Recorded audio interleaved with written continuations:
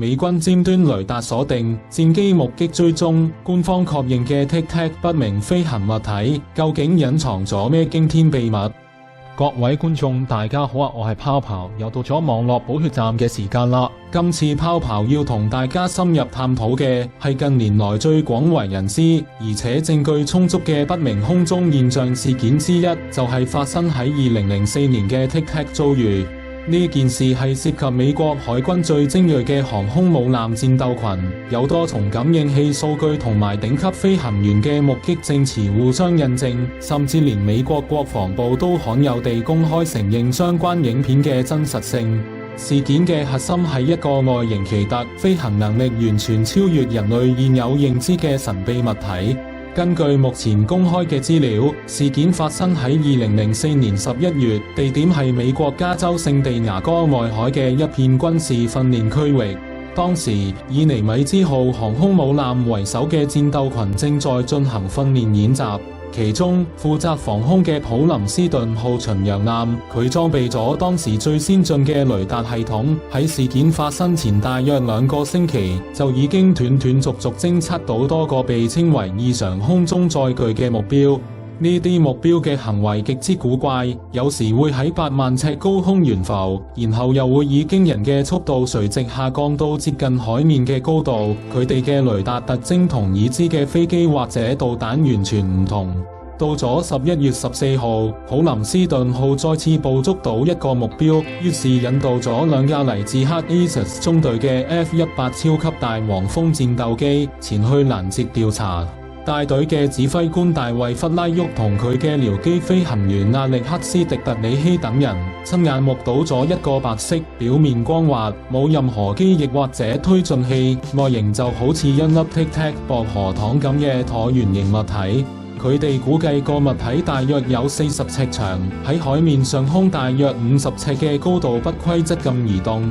而且佢正下方嘅海面出現咗明顯嘅擾動，就好似水底有另一個更加大嘅物體潛藏咁。當弗拉沃嘗試駕駛戰機下降靠近觀察嘅時候，呢個 Tic Tac 物體竟然開始模仿佢嘅飛行動作，然後喺一瞬間以匪夷所思嘅加速度向側面衝刺，快到弗拉沃形容就好似一粒子彈射出槍膛咁，瞬間就消失喺佢哋嘅視線範圍之外。更加驚人嘅係，幾乎喺同一時間，普林斯頓號報告話雷達偵測到同一個目標已經出現喺60英里以外嘅空中巡邏點。呢個意味住佢喺極短嘅時間內就跨越咗一個極遠嘅距離。隨後，另一架升空嘅戰機利用機上嘅先進前視紅外線吊艙，成功捕捉到咗一段紅外線影片，顯示一個類似嘅物體喺遠距離進行高速機動。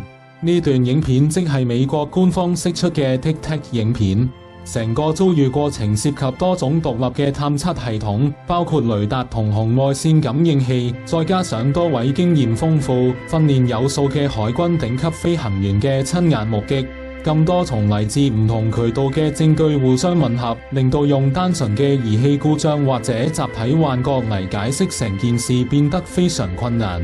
美國國防部喺2020年正式解密同公開咗包括 Tic Tac 在內嘅3段不明飛行物體影片，承認咗影片嘅真實性。2021年美國國家情報總監辦公室發表嘅初步評估報告，亦都將尼米茲事件列為其中一個無法解釋嘅不明飛行物體案例。泡泡認為 Tic Tac 事件之所以喺不明飛行物體研究領域佔有咁重要嘅地位，關鍵就喺於佢嘅證據鏈相對完整，而且來源極具公信力。我哋唔係喺度討論緊一張模糊嘅相片，或者係某個人嘅單方面說辭，而係嚟自美國軍方經過多重驗證嘅記錄。基於現有嘅公開資料分析，呢個 Tic Tac 物體好明顯係一個物理實體，而唔係咩自然現象或者係光影效果。普通嘅解釋，例如話係已知嘅飛機、氣象氣球、雀鳥等等，都完全冇辦法解釋到佢所展現出嚟嗰種驚人嘅飛行特性，尤其係嗰種無視慣性嘅瞬間加速同轉向。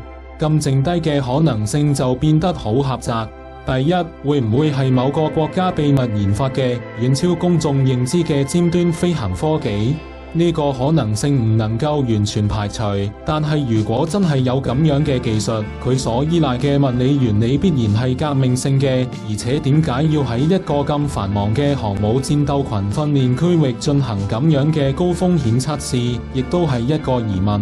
第二個可能性就係佢代表住一種目前人類仲未理解嘅，可能係基於全新物理原理運作嘅現象，甚至乎係嚟自非人類智慧嘅科技產物。雖然呢個講法最大膽，亦都最缺乏直接嘅證據去證明佢嘅來源，所以泡泡傾向於相信呢個解釋反而更加能夠吻合 TicTac 所展現出嚟嗰啲似乎超越咗已知物理定律嘅行為。TicTac 不明飛行物體嘅更多詳細內幕，泡泡將會持續同大家分析。今集就講到呢一度，下一集會繼續帶俾大家更多精彩嘅內容，希望大家可以訂閱我嘅頻道同俾個 like 啦。